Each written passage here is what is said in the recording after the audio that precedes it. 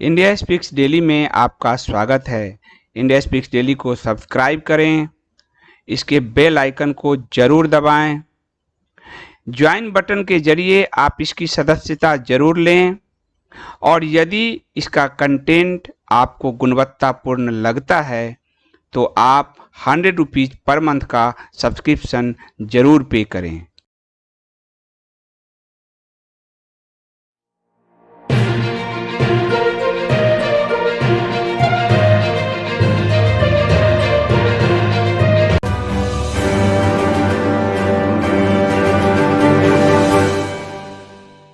नमस्कार। India speaks daily में आप सबका स्वागत है। मैं हूं संदीप देव। आप कहेंगे कि संदीप बार बार एमनेस्टी इंटरनेशनल को लेकर ही क्यों आ जाते हैं पिछले कुछ समय से, क्योंकि एमनेस्टी इंटरनेशनल का की जो साजिश है वो है ही इतनी गहरी। और आज जब भारत से वो अपने तामझाम को समेट रहा है तो उसके पक्ष में बहुत सारी आवाजें उठ रही हैं। उन आवाजों को आप पहचानते हैं, वो शहरी नक्सल हैं, वो शहरी माओवादी हैं, वो पंचमक्कार हैं। और एमनेस्टी की सारी फंडिंग पर मैंने आपको हमेशा बताया है। एमनेस्टी के हिस्ट्री पे आज मैं आपको बताऊंगा और वो ग्रेट गेम ने बहुत अच्छी स्टोरी उस पे की है एक वेबसाइट पे। और मैंने प्रयास किया है कि अपने जो रिपोर्टर हैं सोनाली मिश्रा जी द्वारा आपको हिंदी में वो उपलब्ध कराऊं और इंडिया स्पीक्स डेली पर वो मौजूद है। इतिहास यदि आप नहीं समझेंगे इन एनजीओ का तो आपके लिए खतरा हमेशा बना रहेगा, बरकरार रहेगा।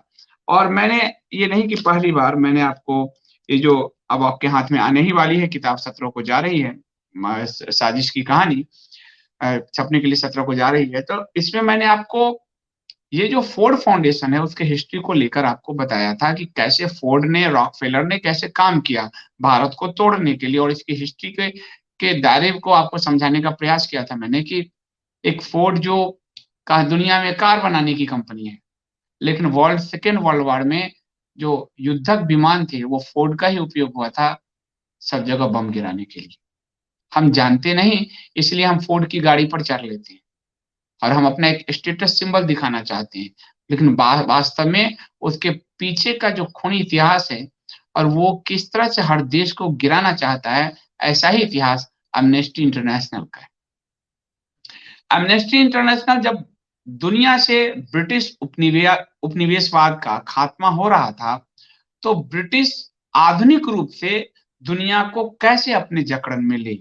और सेकेंड वर्ल्ड वॉर के बाद जब अमेरिका ताकतवर हुआ, जापान पे परमाणु बम गिराकर, और ब्रिटेन थोड़ा कमजोर हुआ, तो एंग्लो अमेरिकन ने एक साजिश रची अमेरिका और ब्रिटिश ने मिलकर कि जितने भी आपके उपनिवेश रहे हैं उसको गुलाम बनाए रखना बहुत जरूरी है। और इसीलिए एनजीओज की मदद ली गई कि हम मानवाधिकार के नाम पर इन देशों को गुलाम बनेंगे। और इसकी बुनियाद 1947 में तब पड़ गई जब कश्मीर को लेकर माउंटबेटन ने पूरी तरह से ब्रिटिश अमेरिकन हित को ध्यान में रखते हुए नेहरू के जरिए कश्मीर को के हवाले आधे कश्मीर को करवाया और भारत का विभाजन किया, क्योंकि भारत पर नजर रखने के लिए, भारत को दोबारा उपनिवेश बनाए रखने के लिए जरूरी था, विभाजन जरूरी था। और इसके बावजूद वो जो कश्मीर का स्ट्रक्चर है वहां पर, वो जरूरी था कि कश्मीर एक स्वतंत्र देश के रूप में एक ऐसा लैंड बने जो ब्रिटिश अमेरिका के नियंत्रण में हो, और या फिर पाकिस्तान के पास जाए तो वो उनके नियंत्रण में हो। और यही कारण था कि नेहरू ने जीतते हुए युद्ध के बीच जीतते हुए युद्ध के बीच नेहरू ने हस्तक्षेप करके इसको यूनाइटेड नेशन ले गए और हम आधा कश्मीर जो पीओके है उसको गंवा बैठे, और जिसकी लड़ाई अभी चल रही है लेने की। और उस पूरे पोजीशंस मैंने आपको कहानी कम्युनिस्टों की में बताई है, इसलिए मैं आज नहीं बता रहा, फिर से मैं बार बार बता रहा हूं ताकि दिमाग पे छप जाए हम सबकी। और कश्मीर की पोजीशन ऐसी थी कि कश्मीर सोवियत संघ भी चाहता था, सोवियत संघ भी चाहता था कश्मीर। तो पूरी जो गेम खेला गया उसी गेम का एक पार्ट एमनेस्टी इंटरनेशनल है, जो 60 के दशक में जिसकी स्थापना की गई और कश्मीर में मानवाधिकार और भारत में मानवाधिकार के नाम पर भारत को पुनः ब्रिटिश गुलामी में जकड़ने का एक प्रयास था। वैचारिक रूप से ब्रिटिश गुलामी, क्योंकि सत्ता तो वो नहीं ले सकते थे। अब ये बात तो आप यदि पढ़ेंगे, फ्रीडम एट मिडनाइट पढ़ेंगे, तो आजादी के बाद नेहरू गए थे माउंटबेटन को कहने कि आप सत्ता ले लीजिए, आप ही चलाइए, मुझे नहीं चलाने आ रहा। हाथ जोड़ के नौकर की तरह खड़े हो गए थे। और आज गांधी जी की जयंती है, तो गांधी जी के प्रिय शिष्य जाके खड़े हो गए थे। नेहरू और उसमें सरदार भी गए थे, सरदार पटेल भी गए थे। और माउंटबेटन ने कहा यह संभव नहीं है, अब ये नहीं है संभव, तो क्या करें? तो कहा एक काम करो, प्रधानमंत्री मेरे दाएं खड़े रहो, उप प्रधानमंत्री मेरे बाएं खड़े रहो, जो ऑर्डर देता हूं लिखित में उस पर दोनों दस्तखत करो, शासन मैं चलाऊंगा। और शासन माउंटबेटन ने चला।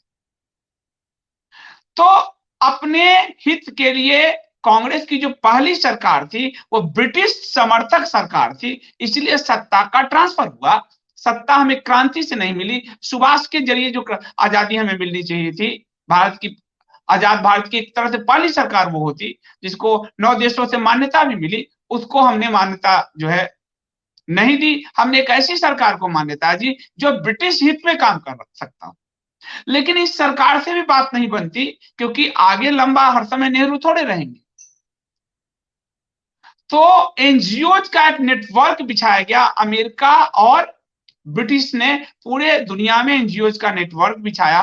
फोर्ड जो सेकेंड वर्ल्ड वॉर में सबसे ज्यादा हथियार बनाकर लड़ाई में कूदा था, लड़ाई वालों को सप्लाई कर रहा था, युद्धक विमान फोर्ड के यूज हो रहे थे, वो कूदा एनजीओ बनाकर। रॉथचाइल्ड कूदे एनजीओ बनाकर, रॉकफेलर कूदे एनजीओ बनाकर, ये सब पहले से कूदे हुए थे। इन लोगों ने दुनिया की वित्तीय व्यवस्था पे कब्जा किया। और दोपहर का मुद्दा, चूंकि आपको मुद्दा में लेता हूं, इसलिए एक मुद्दे को मैं ठीक से समझाने का प्रयास कर रहा हूं। और उसके बाद मानवाधिकार। सबसे पहले इन्होंने हमारे वित्तीय ढांचों पे कब्जा किया, एशिया और अफ्रीका के, और उसके बाद मानवाधिकार का झुंझुना बजा के पूरी तरह से इसको कब्जे में लिया। और इसीलिए एमनेस्टी की स्थापना की गई। एमनेस्टी की जिसने स्थापना की, एमनेस्टी के जो को फाउंडर उनका नाम था, मैं आपको बताता हूं, उनका नाम था पीटर बेंसन।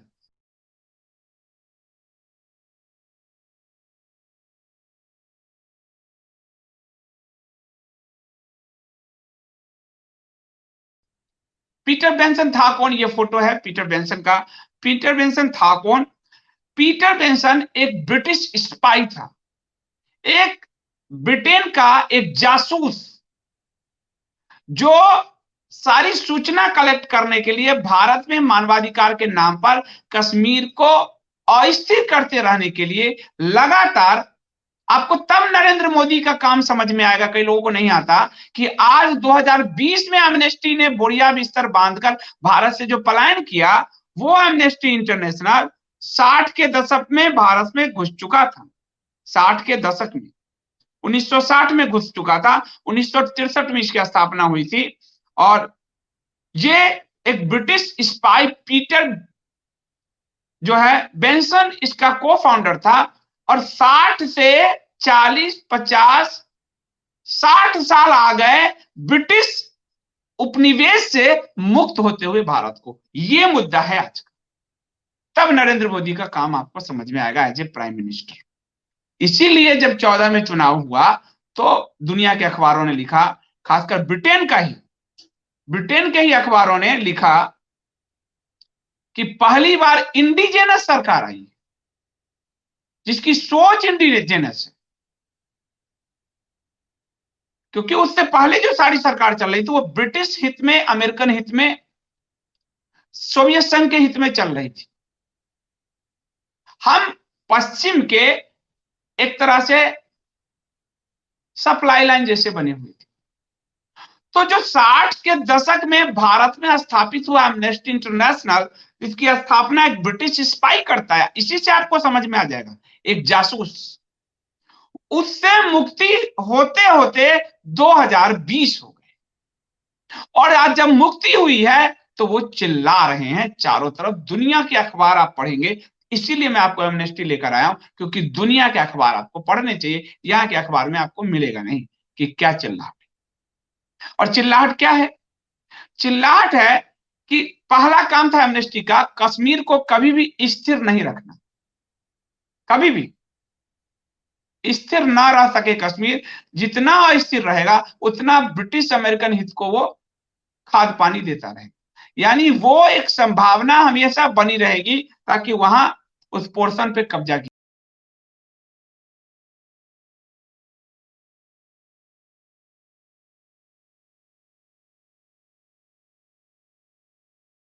जाए। ठीक है, कश्मीर कभी स्थिर न रहे। भारतीय सेना को हमेशा गाली गलौज करना, ताकि भारतीय सेना का मॉरल इतना डाउन रहे कि वो कश्मीर में अगर कार्रवाई करती है, कश्मीर मेन मुद्दा है, याद रखिएगा।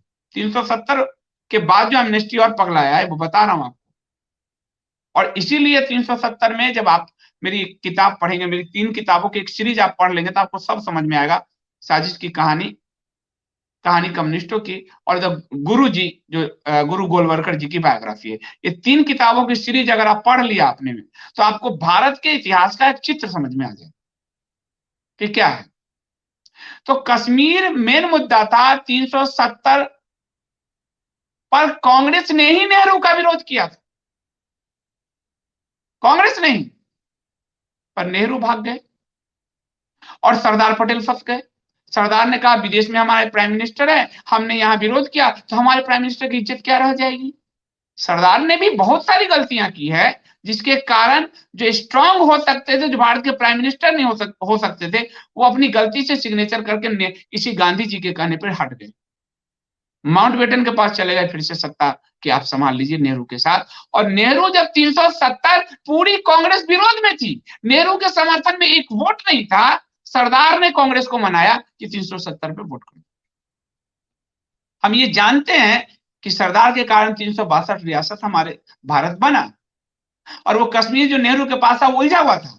लेकिन सरदार अगर बीटो कर देते तो नेहरू तो 370 पेश करके भाग गए थे, विदेश चले गए, और कांग्रेस ही विरोध कर रही थी। और पूरी कांग्रेस जो थी वो नेहरू सरदार जी के नियंत्रण में थी, क्योंकि सरदार ही कांग्रेस चलाते थे, सारा फंड मैनेज बिरला टाटा इन सबसे सारा फंड कांग्रेस चलता ही था सरदार के कारण।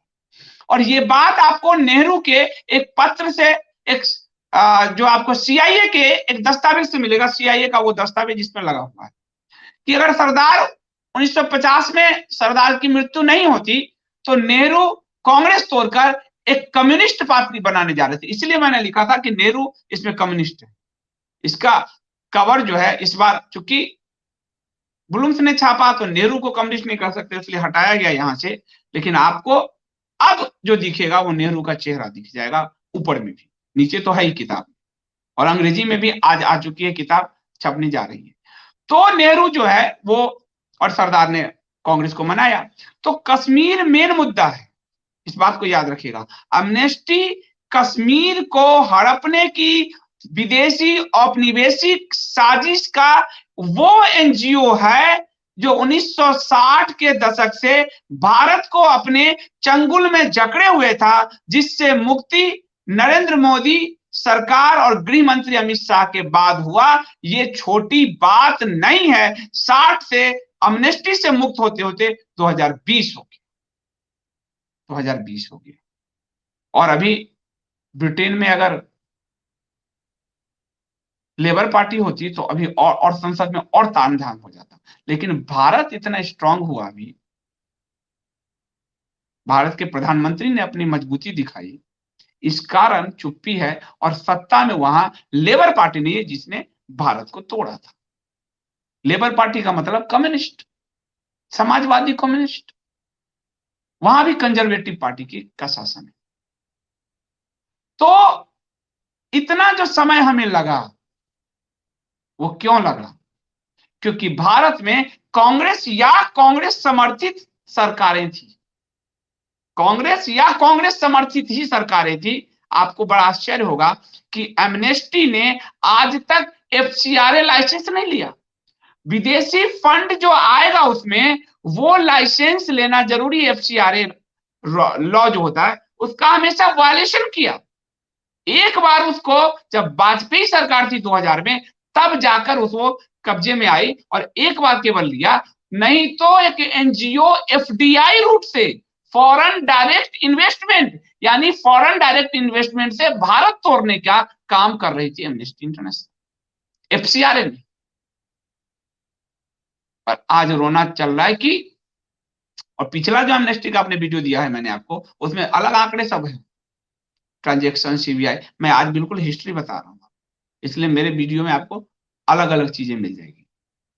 तो वो एफडीआई के रूट के जरिए यहां घुसी हुई थी, और उसका पहला काम था 60 के दशक से कश्मीर को हर समय उलझाए रखना। इसलिए जब 370 हटा, और मैंने पिछले वीडियो में बताया था कि 370 के हटने से पहले कश्मीर में वो जनमत संग्रह, उसके वकील कौन कौन है, ये प्रशांत और ये सब जो है, भूषण भूषण, जनमत संग्रह कश्मीर में, जनमत संग्रह के जरिए कश्मीर को अलग करने का प्रयास। और इसलिए जब 370 हटा 5 अगस्त को 19 को, तो ये बौखला गई पूरी तरह से, और इसके सारे दस्तावेज बाहर आए कि ये बाहर पूरी फंडिंग हो रही थी कश्मीर को अलग करने की। और वहां से ही नरेंद्र मोदी सरकार कार्रवाई तो वो पहले से कर रही है, 16 17 18 से। दूसरा इसका काम, ये जो हरा कम्युनिटी है, जिसका प्रश्रय लेकर, जिसको उकसाकर, जिसके जरिए इसने भारत का विभाजन किया, उस हरे कम्युनिटी के हितों को मानवाधिकार की चाशनी में लपेटकर दुनिया में प्रोपगंडा करना कि भारत में हरा हरा मक्कार बहुत मुसीबत में है, हरे टिड्डे मुसीबत में है, उन पे छिड़काव किए जा रहे हैं, बैगन के छिड़काव किए जा रहे हैं। दूसरा उसका यही एजेंडा था हमेशा, कश्मीर में सेना के हाथ को बांधना, और हरे मक्कारों के हरे हरे लहलहाती फसल जो है उसके फसल को बनाना। वो टिड्डे जो हमारी फसल खा जाते हैं, हमारे देश को खा गए, निगल गए, उन टिड्डों को पोषकता देना, और ये लगातार किया इन्होंने। अभी का उदाहरण ले लूं, दिल्ली में फरवरी 2020 में दंगे हुए, उसकी रिपोर्ट, दो रिपोर्ट दुनिया में पब्लिश करके एमनेस्टी ने भेजी कि हरों को पर कार्रवाई की जा रही है, हरे टिड्डों पे छिड़काव हो रहा है। लेकिन उस दंगे में ज्यादातर मरे कौन, ज्यादा संपत्ति किसके नुकसान हुए, और आरोपी कौन, शर्जील इमाम, आरोपी कौन, उमर खालिद, आरोपी कौन, आपसे कहें ताहिर हुसैन, आरोपी सारे ये, लेकिन विक्टिम भी ये दुनिया को ये मैसेज देने का प्रयास किया। तो इनका दूसरा काम ये था कि जो हरे टिड्डे हैं उनको प्रश्रय देना, क्योंकि ब्रिटेन हरे टिड्डों के जरिए भारत को 47 में काट चुका था, और हरे टिड्डों के जरिए वो कश्मीर को काटने की योजना पे था। इसलिए दुनिया में हर जगह हरे टिड्डों को जो फंडिंग आ रही, 100 करोड़ की जो फंडिंग दिल्ली दंगे में आई, उसमें ब्रिटेन से भी पैसे आए, और उसका मानवाधिकार का चेहरा लेकर कि हरे टिड्डे को फसल खाने नहीं दिया जा रहा है, ये एमनेस्टी आ गई। पूरी दुनिया में दो रिपोर्ट पब्लिश किया गया, और 26/11 का हो, वो कसाब हो, वो अफजल गुरु हो, वो याकूब हो, इन सब को बचाने के लिए हमेशा एमनेस्टी इंटरनेशनल आई, क्योंकि वो इन सब के पीछे है। भारत को अस्थिर करना ये इसका एजेंडा है। नरेंद्र मोदी ने क्या किया आपको, क्योंकि मीडिया में आ नहीं रही, छोटे छोटे रिपोर्ट लिख के लोग चले गए हैं, छोटे छोटे भाषण देके चले गए चैनल पे। वजह, नरेंद्र मोदी ने कितना बड़ा काम मोदी सरकार ने किया और अमित शाह ने किया, ये आप नहीं समझ पाएंगे जब तक कि उसके उस हिस्ट्री को आप नहीं देखे, हम नहीं देखे, हम ही नहीं समझ पाएंगे यदि उसकी हिस्ट्री को ना देखे। और मीडिया नहीं बताएगी, क्योंकि वो तो चलता न्यूज में ज्यादा भरोसा है उनका। लेकिन ये बहुत बड़ी घटना है भारत के इतिहास में, अगर लिखी जाएगी, नहीं कोई लिखेगा तो मैं तो हूं ही लिखने। और चौथा, कश्मीर, सेना, हरे टिड्डे, 3 हुए। चौथा, लाल टिड्डे। लाल टिड्डे, अभी भीमा कोरेगांव में प्राइम मिनिस्टर को मारने का प्रयास हुआ, पर वहां जो लाल टिड्डे थे, लाल मक्कार, उनको बचाने के लिए ये कूदा। ये पहली बार नहीं है, ये कॉम्बिनेशन आपको समझना होगा। लाल हरे मिलकर दुनिया को बांटते हैं, लाल हरे मिलकर भारत को 17 टुकड़ों में बांटना चाहते हैं, तोड़ना चाहते हैं। ये उनका एजेंडा है। 72 तक उनके संविधान में था, संविधान में था। तो लाल हरे टिड्डे, हरे टिड्डे, क्योंकि मैं वर्तमान से जोड़ के आपको कहूं ताकि आपको याद रहे, भीमा कोरेगांव में पूर्व प्रधानमंत्री राजीव गांधी को जिस तरह से मारा गया, असैसिनेशन किया गया बम से, वो उस तरह से वर्तमान प्रधानमंत्री नरेंद्र मोदी को मारने की योजना बनाने वाले सारे लाल टिड्डों को बचाने के लिए भी एमनेस्टी आया था। और आपको और आश्चर्य होगा कि स्वयं राजीव गांधी के बाद तो उनकी एक सुपर सरकार ये हो गई मनमोहन की, तो राजीव गांधी ने 89-90 में कहा कि अमनेस्टी को इस देश से बाहर निकाला जाए, ये कश्मीर में हस्तक्षेप कर रहे हैं। राजीव गांधी वो पहले प्राइम मिनिस्टर है, लेकिन वो निकाल नहीं पाए क्योंकि एक बेटकन एजेंट वहां बैठा हुआ है उनके पीछे, उनके घर में, और इसलिए वो सफल नहीं हुए। नरेंद्र मोदी सफल हुए। राजीव गांधी पहले प्राइम मिनिस्टर थे जिन्होंने कहा इसको निकालो, ये कश्मीर में उपद्रव कर रहा है, लेकिन वो नहीं निकाल पाए क्योंकि घर में कहीं कोई, चाणक्य के समय की चीजें हैं, घर में कोई जासूस घुस जाए तो बहुत मुश्किल है, और घर में जासूस बैठा है। तो लाख योजना बनाए, लागू हो नहीं पाए, लेकिन ये कर पाए। और वाजपेयी जी ने के कारण एक बार उसको बैकफुट पे जाना पड़ा, 2000 में उसको एफसीआरए लेना पड़ा। लेकिन चूंकि वाजपेयी जी की सरकार 23-25 बैसाखियों पे चल रही थी, तो वो उतना नहीं कर पाए। लेकिन प्रधानमंत्री नरेंद्र मोदी बहुमत में थे, तो कार्रवाई करते गए। 19 में जब आया तो मुर्गी का गर्दन मरोड़ दिया। ये मुर्गी इसलिए फड़फड़ा रही, ये मुर्गी भारत को निगलने वाली मुर्गी थी। अमनेस्टी को आप आसान मत समझिए। इसलिए इसका जो इतिहास है वो थोड़ा सा और मैं पढ़कर, क्योंकि आज सिर्फ इतिहास पे बात करेंगे, आंकड़ों पे मैं पिछले समय बात कर चुका हूं, और वो मैंने आपको हमारे वेबसाइट पे आप जाएंगे तो आपको मिलेगा। पहला कि वही है, एमनेस्टी 1961 में 63 में बोल गया था, अंग्रेज हुकूमत की खुफिया संस्था है। और ये ग्रेट गेम इंडिया ने पूरा लिखा है, जो पीटर के बारे में, पीटर की तस्वीर आप देख चुके हैं, अभी भी दिखा। तो पीटर, तो वो ये पूरी तरह से इनकी कोशिश थी कि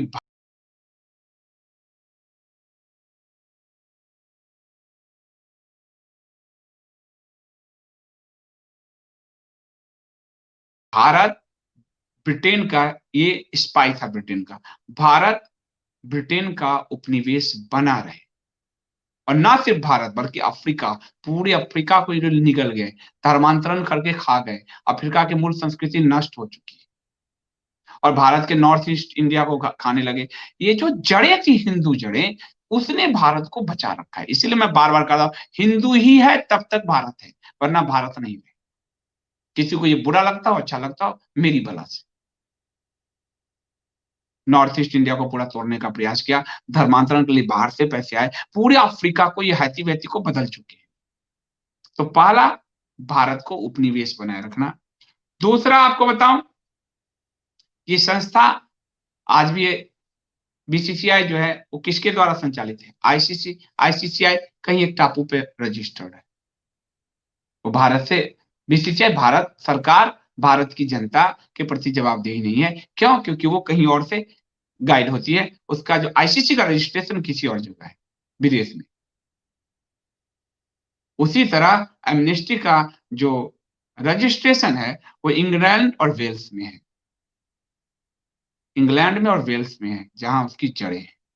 और रजिस्टर्ड कार्यालय लंदन में है, जो अब धीरे धीरे हरे टिड्डों के से ढकती जा रही है।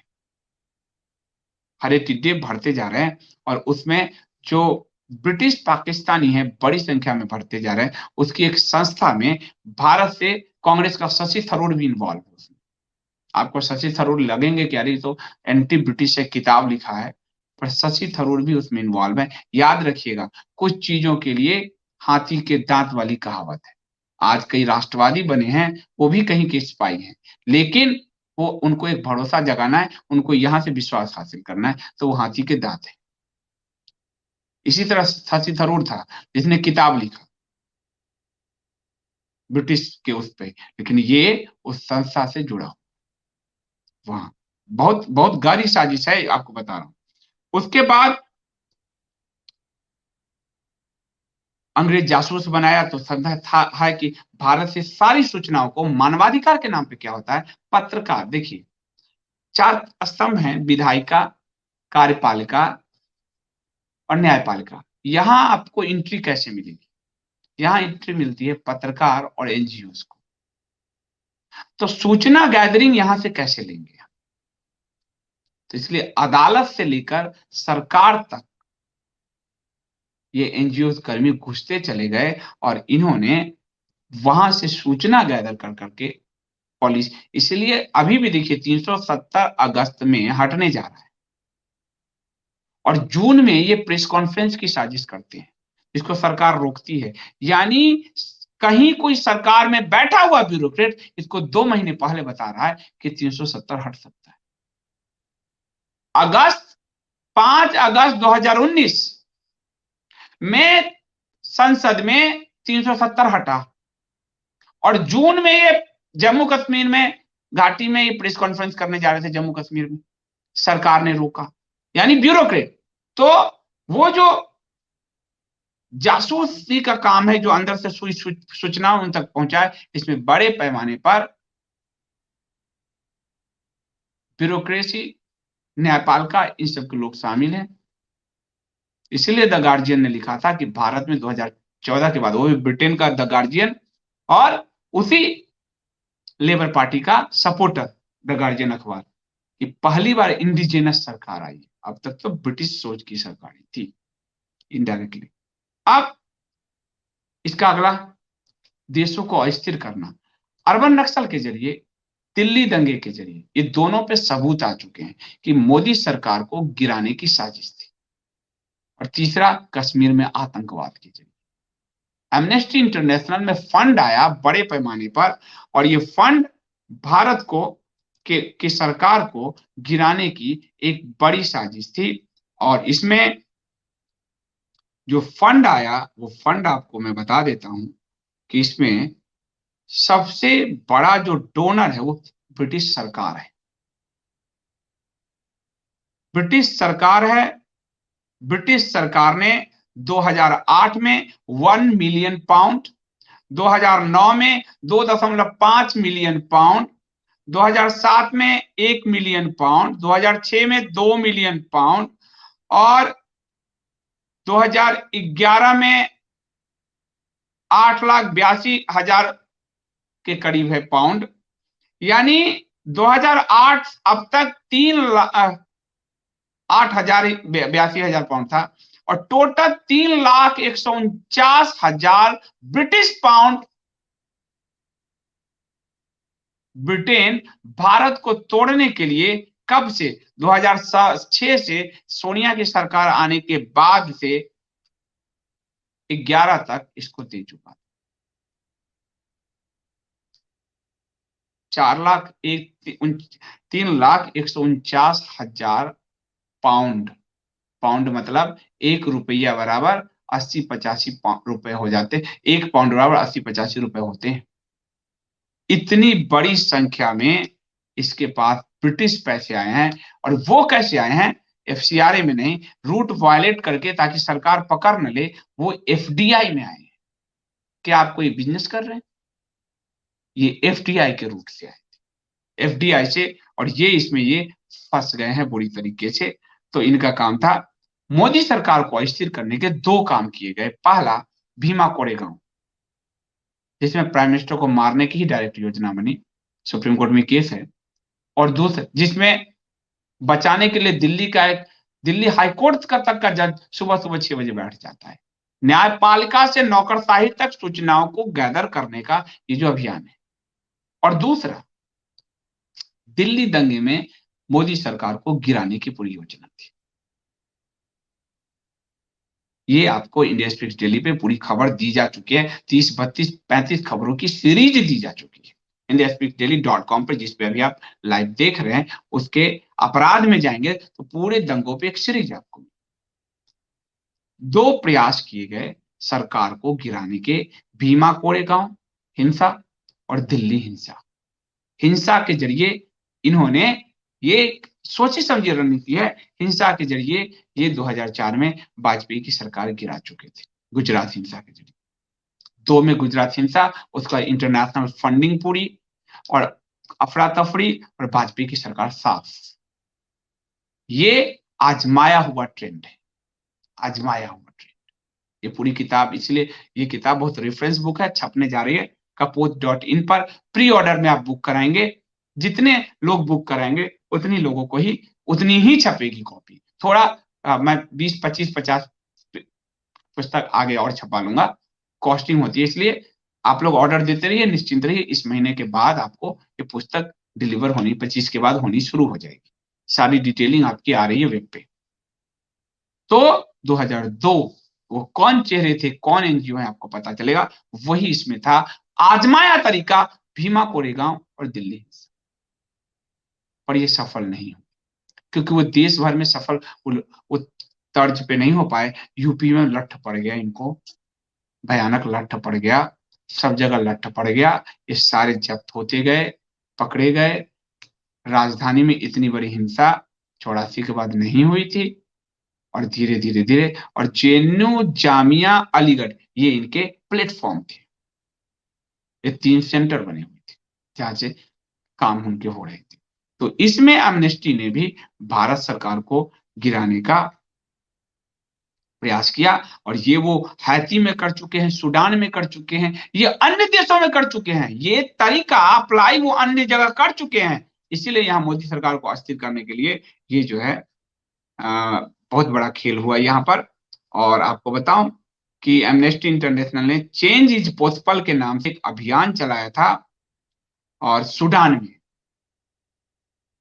2019 में चेंज इज पॉसिबल, यहां भी आप चेंज का अभियान देखते होंगे, और सूडान में। और उसकी आलोचना हुई थी, पीटर बेंसन जो है उस पे, उनका कार्यालय उस पे काम कर रहा था।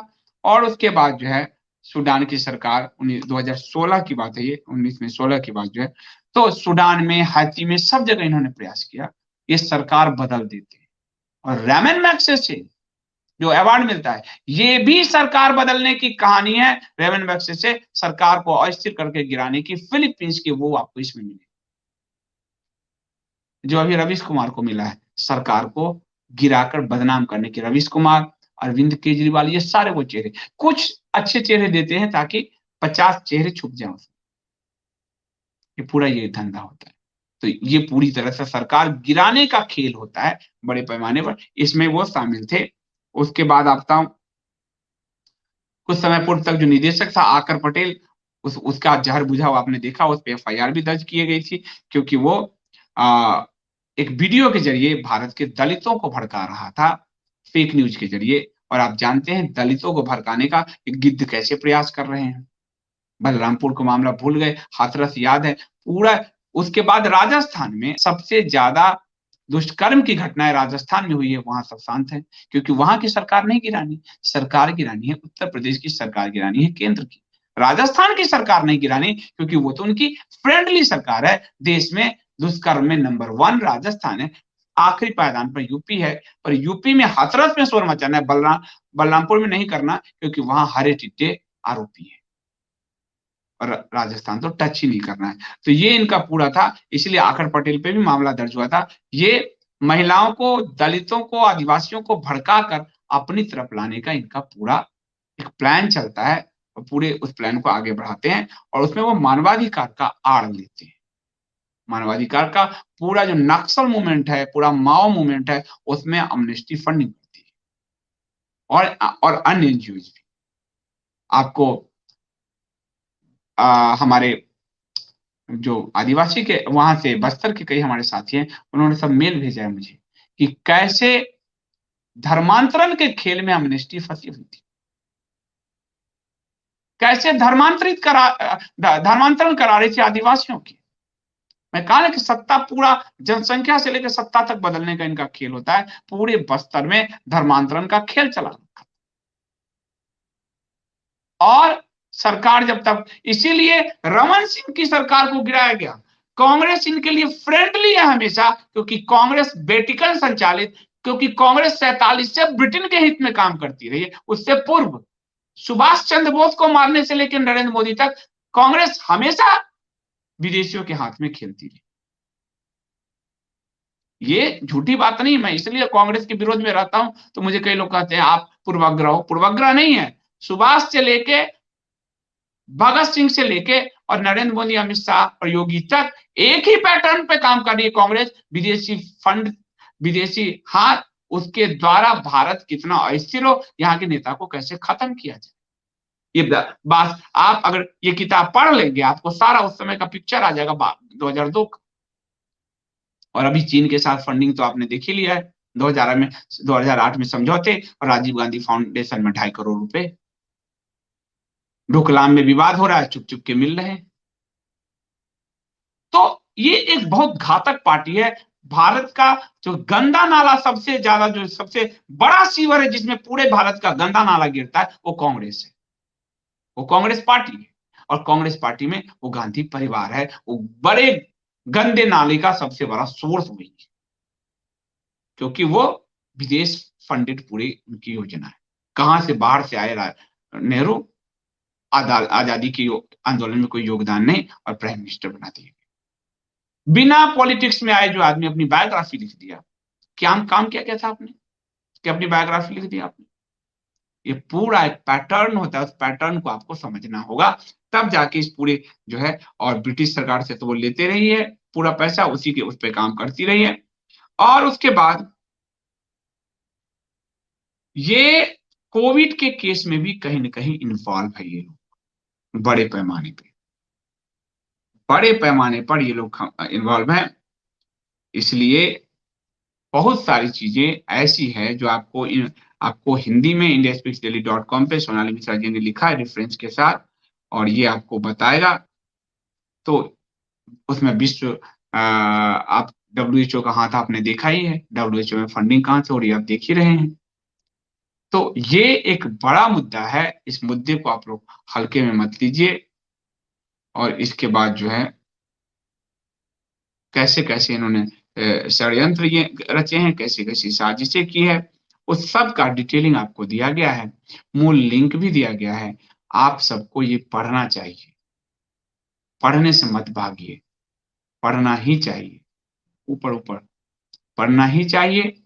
वो पढ़ना बहुत जरूरी है, क्योंकि हमारे खतरे इतने सूक्ष्म है कि हम ध्यान नहीं दे पाते कि ये सूक्ष्म खतरे कैसे हैं, कौन लोग हैं, और कौन इस देश को तोड़ने की पूरी योजना पे काम कर रहे हैं। हमारे पास लगता है कि हम एक एनजीओ है, वही एनजीओ कुछ कर रहा होगा, हमें इससे क्या लेना, 5th कॉलम में जाकर देख सकते हो। तो ये एक बहुत बड़ी साजिश जो 1960 के दशक से इस देश में चल रही थी। ये देखिए, आपको अभी दिखेगा 1960 के दशक से जो चल रही थी, तो ये पूरा आपको इसकी हिस्ट्री दी गई है। और इसमें ग्रेट गेम इंडिया ने वेब ने बहुत बड़ा काम किया है। मैंने अभी उनको सब्सक्रिप्शन भी पे किया है कि इतना अच्छा काम करने के लिए मैं भी सब्सक्रिप्शन देता हूँ, इसलिए मैं आप लोगों से कहता हूँ कंटेंट को पे कीजिए, तब जाके अच्छे कंटेंट, अच्छे रिसर्च सामने आते हैं, इस गहराई तक लोग घुस पाते हैं, टीम हम लगा के जो है अंदर तक जो है इसको ले जा पाते हैं, ताकि वरना जो लिखने वाले हैं वो अपनी फैमिली की दुविधाएं फंसा रहेगा तो कहाँ से वो रिसर्च करेगा। तो देखिए कितनी बड़ी रिपोर्ट आपको दी गई है हिंदी में, इस पूरी रिपोर्ट को पढ़िए। ये वीडियो भी अभी उसमें एम्बेड कर दिया जाएगा। पूरी तरह से आपको ये समझना है कि 60 के दशक से, 47 के दशक से, 47 के बाद से और 60 के दशक से, आजादी के बाद जिस तरह से एमनेस्टी आदि के जरिए ब्रिटेन ने फिर से हमने उपनिवेश बनाने का प्रयास किया, कश्मीर मामले को उलझाए रहा, कश्मीर को अपना एक सेंटर बनाना चाहा, के आड़ लेकर उससे मुक्ति आपको 1920 में मिली है। ये बड़ी बात है। आप देखिए एक और नीचे नीचे एक और इससे पहले ये रिपोर्ट देखिए, आप बीच पीला वाला जो है वो ऊपर ये देखिए। तो हमने पूरी रिपोर्ट आप सबको, सिर्फ मेरा ये है मुद्दा, मैं इसीलिए एक मुद्दा लेता हूं ताकि आप एक पूरे विषय को समग्रता से समझ पाए, तब जाकर हम इन पंचमक्कारों से लड़ पाएंगे। ये पंचमक्कार बहुत गहरे जड़ें जमा चुके हैं भारत में, इसको उखाड़ना जरूरी है। मोदी और अमित शाह ने इसकी शुरुआत कर दी है। एक ब्रिटिश फंडित, ब्रिटिश जासूस द्वारा भारत में स्थापित, भारत को पुनः उपनिवेश बनाने का लगातार पिछले 60 साल से प्रयास करने वाली एमनेस्टी को भारत से उखाड़ कर फेंक दिया गया है। और ये वास्तविक आजादी है, ये वास्तविक आजादी है। इसलिए नरेंद्र मोदी और अमित शाह बधाई के पात्र हैं। बहुत बहुत धन्यवाद।